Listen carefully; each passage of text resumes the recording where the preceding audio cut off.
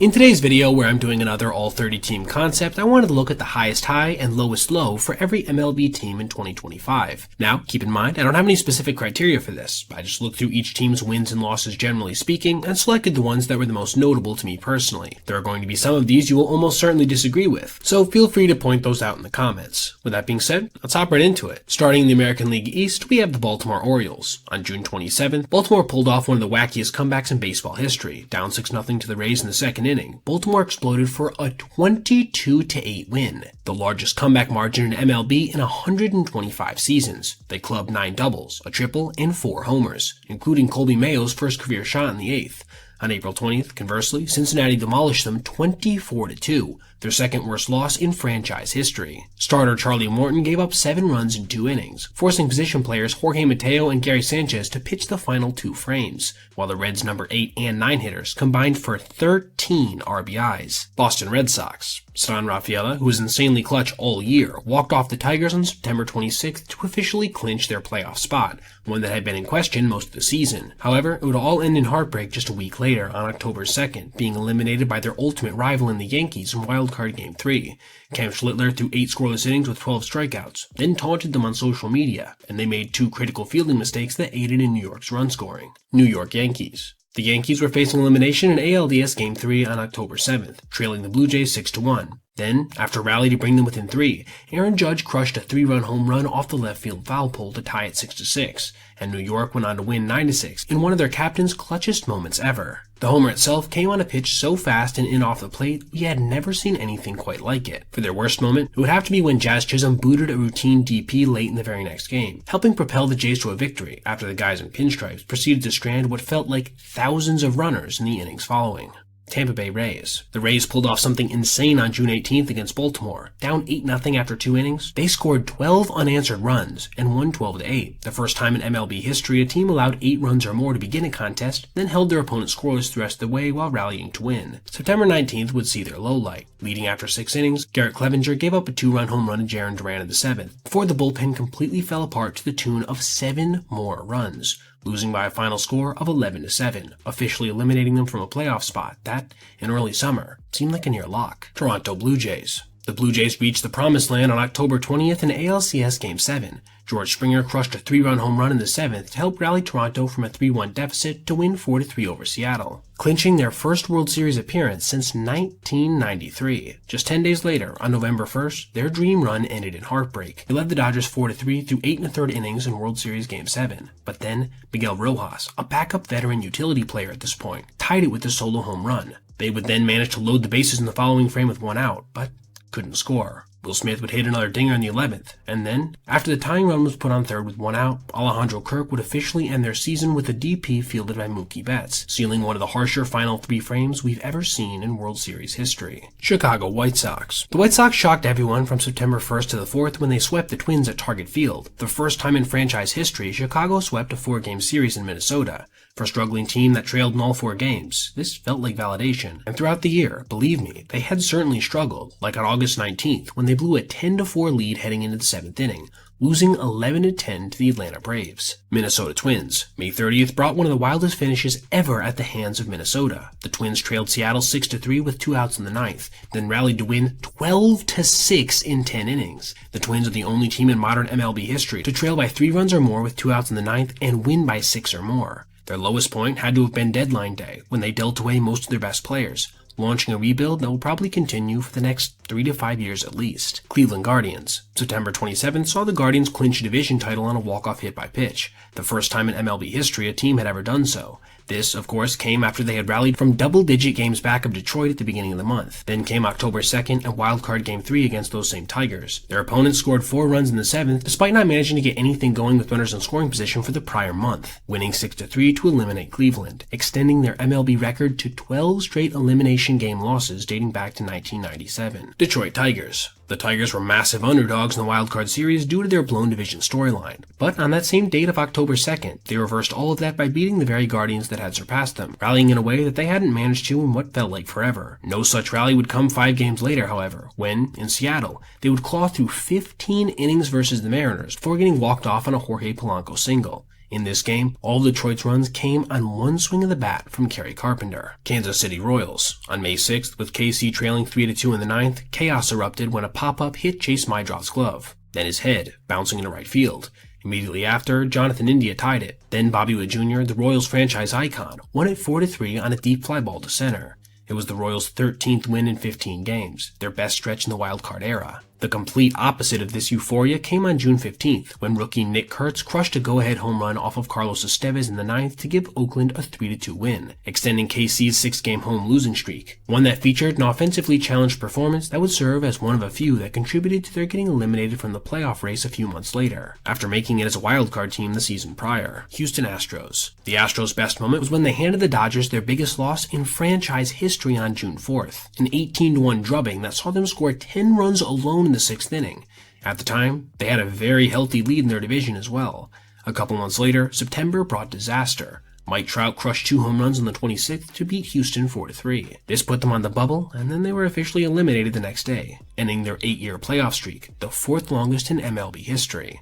They had went 32-40 down the stretch. Texas Rangers. The Rangers pulled off an incredible comeback on August 4th against New York. Trailing 5-1 early, Jock Peterson tied it with the 9th-inning homer off of Devin Williams. Then Josh Young crushed a 3-run walk-off homer in the 10th for an 8-5 win.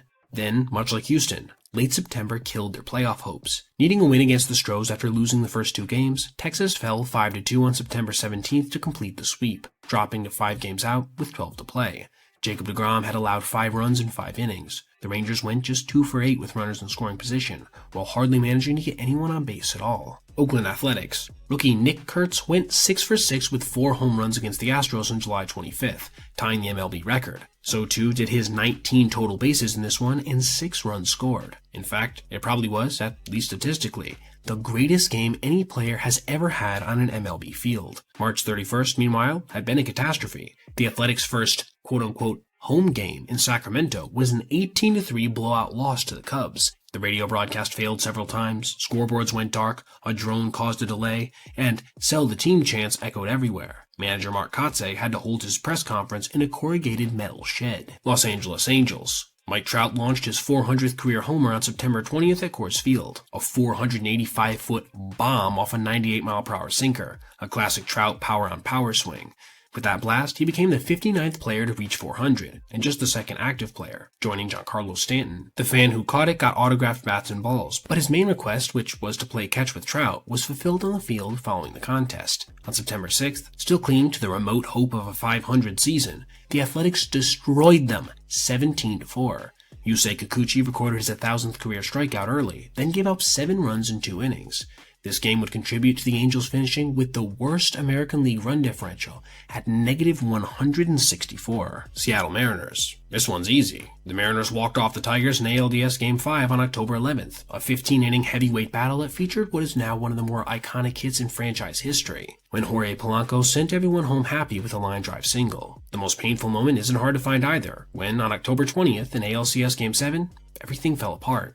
Leading Toronto 3-1 in the 7th, George Springer crushed a go-ahead 3-run home run for an eventual 4-3 Blue Jays win. Seattle was so close to their first ever World Series, but instead had to watch as J-Rod chased 3 pitches nowhere close to end their season, with MVP runner-up Cal Raleigh still on deck. Philadelphia Phillies. Kyle Schwarber became the 21st player in MLB history to hit 4 home runs in a single game on August 28th against Atlanta. The Phillies also set a franchise record with 7 different players homering in a 19-4 victory. Schwarber personally also set the franchise record with 9 RBIs in this game. October 9th in NLDS Game 4 yielded a kind of loss that had never occurred before.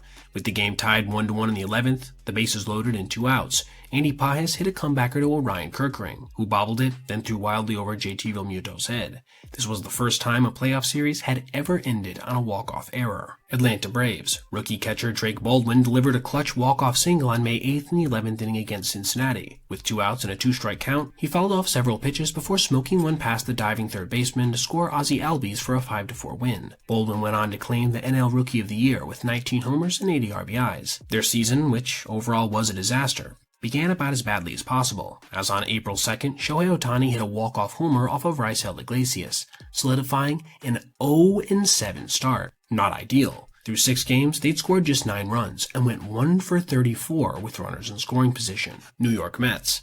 On June 11th, the Mets managed to walk off the Nationals on a clutch double from Jeff McNeil, also receiving big hits from Juan Soto and Pete Alonso. Flash forward to 3 months later, and things had completely fallen apart. Since that strong start, they had went 38-54, a record so bad that it was only outdone by the Nationals and Rockies, and in a must-win finale against Miami, the $340 million payroll team got shut out 4-0, going 0 for 8 with runners in scoring position. They became only the third team in the wildcard era to not make the playoffs after being that far above 500 at one point. Miami Marlins. The Marlins managed to win their 7th straight game on September 23rd after an extra innings victory versus division rival Philly, 6-5, their 11th W in their last 12. Miami would go on to improve their record from the season before, from 62-100 to 79-83, a 17-game swing.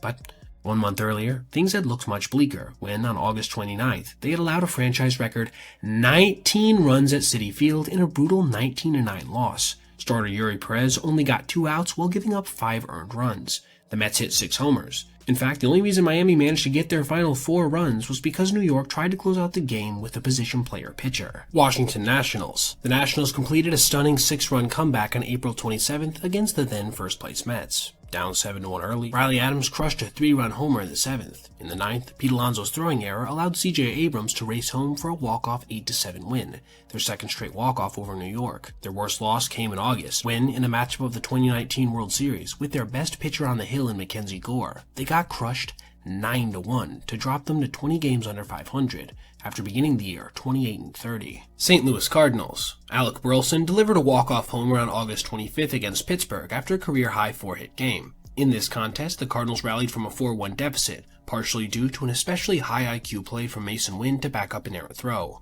At this time, they were still firmly in the NL playoff picture. In the early half of the prior month versus those same Buccos, the Cardinals had gotten absolutely embarrassed, being swept and shut out in all 3 games of a series, with scores of 7-0, 1-0, and 5-0. This was part of St. Louis going a franchise record 49 consecutive innings without scoring against NL Central opponents. Pittsburgh Pirates. On November 12th, Paul Skeens won the NL Cy Young unanimously after posting a league-best 1.97 ERA, the lowest by a Pirates starter since 1920. He became only the second pitcher to win a Cy Young that year after winning Rookie of the Year in the previous one, doing only what Dwight Gooden had done 40 years prior in 1985. Their lowest point came on May 8th, when then-manager Derek Shelton was fired not even a third of the way through the year, after an atrocious 12-26 start, contributing to them missing the playoffs for a 10th straight year. Cincinnati Reds. The Reds moved into playoff position on September 27th, beating a first-place Milwaukee team 7-4 to set themselves up to control their own destiny on the season's final day. After the Mets lost to the Marlins on the 28th, they managed to secure their first playoff berth since 2020. But this honeymoon period didn't last long. Just a couple days later, on October 1st, the Dodgers eliminated Cincinnati 8-4 in wildcard Game 2. The Reds managed to load the bases with no one out in the 6th inning while trailing 3-2, but failed to score at all. The Dodgers then erupted for 4 runs. At this point, Cincinnati has lost 8 consecutive postseason games. Milwaukee Brewers. On August 10th, the Brewers secured their 9th straight win on a walk-off. Tied 6-6 with the Mets in the 9th after a rally in the previous frame, Isaac Collins crushed a solo home run off of Edwin Diaz for a 7-6 victory. At this point, the Brew Crew looked unstoppable. However, they would look basically the opposite in the NLCS against the Dodgers. They got swept, scoring only 1 run in each loss. Talk about ice cold. They became the first team in MLB history to be held to 1 run or fewer in every game of a championship series, with it also being the first time in franchise history where they were swept in a postseason series longer than 3 games. Chicago Cubs. The Cubs managed to eke out a victory over the Padres on October 2nd, riding a big second inning to a 3-1 final that gave them their first playoff series win since 2017. Just over a week later, versus the division rival Brewers, they were eliminated by the identical score, despite Milwaukee having to do a bullpen game. Every run in the contest was scored on a solo home run, with their 2-0 comeback in the series to force that 5th contest rendered a footnote. Los Angeles Dodgers. November 1st, 2025. The date of one of the greatest games in MLB history, when the Dodgers managed to escape with a win in the 7th contest of that fall classic, after a game-tying homer in the 9th and multiple escape jobs from eventual series MVP Yoshinobu Yamamoto, who put up a downright historic performance. Yet, just 2 months earlier, Yoshi had been front and center to a different kind of history, when he was 1 out from a no-hitter before giving up a home run. The bullpen then blew the 3-1 lead, leading to a 4-3 walk-off loss versus the Orioles, the first time a team had ever lost a game where their hurler had a lead in the 9th with a no-hitter and 2 outs. San Diego Padres. On September 22nd, Freddie Fermin crushed a walk-off single in the 11th inning for a 5-4 win over Milwaukee. clinching a playoff berth in front of 42,000 at Petco Park. October 2nd saw the exact inverse of that electric energy, when they put up a stale performance in Game 3 of the wildcard round. Fernando Tatis Jr. went 0 for 4 with 3 strikeouts, Yu Darvish was pulled after 4 batters in the second inning, and the Padres' season-long struggle with runners in scoring position sealed their fate, all while having to endure a crucial bad call on a pitch below the strike zone to Xander Bogaerts in the 9th. San Francisco Giants. Casey Schmidt crushed his first career grand slam off of Yamamoto on June 13th at Dodger Stadium, aiding Logan Webb, who pitched 7 innings of 2-hit ball as the Giants won 6-2 to tie for first place at the time. Remarkably, Schmidt hit another grand slam the next night, becoming the only player in Giants history with grand slams in consecutive games. On September 23rd, San Fran would blow an 8-3 lead held after 6 innings versus St. Louis, seeing the bullpen implode en route to ending San Francisco's postseason push officially, marking their 4th straight season without making the playoffs. Arizona Diamondbacks. Down 4-0 in the 7th on September 23rd versus LA, Arizona mounted an improbable comeback. Adrian Del Castillo crushed a pinch-hit 2-run homer, then Geraldo Perdomo slapped a game-winning single in the 9th for a 5-4 walk-off victory, keeping their slim postseason hopes alive versus a division rival. But they probably wouldn't have been in that place at all had June 1st not brought disaster in the form of their recently signed ace, Corbin Burns, tearing his UCL. His Tommy John surgery, combined with procedures for Justin Martinez and AJ Puck, destroyed the pitching staff completely, and were a large reason they missed the playoffs. Colorado Rockies. The Rockies pulled off a historic win over the Pirates on August 1st, falling behind 9-0 in the first, yet battling back to within 4 entering the 9th, at which point they scored another 5, punctuated by a 2-run walk-off tater from Brenton Doyle. This was the first time a team had ever won a game where they got down by that much, that early. Just 3 days later, however, they clinched their 7th straight losing season when Toronto destroyed them, 15-1. They would finish 43-119. Tied for the 3rd worst record in modern MLB history, with a modern era low run differential of -424. Now, thank you guys so much for watching. Be sure again to let me know if you agreed or disagreed with any of these choices in the comments, and also feel free to recommend any other videos that are similar in concept. Alright everybody, if you made it this far, I appreciate you watching, and if you did, consider checking out any of these other videos on your screen right now for other content just like this. Also, if you ever see anything you'd like to see me detail in the video, feel free to reach out to my email, basebpoet@gmail.com, and if I end up using your idea, I'll give you a shout out. Thanks for watching. Have a great rest of your day.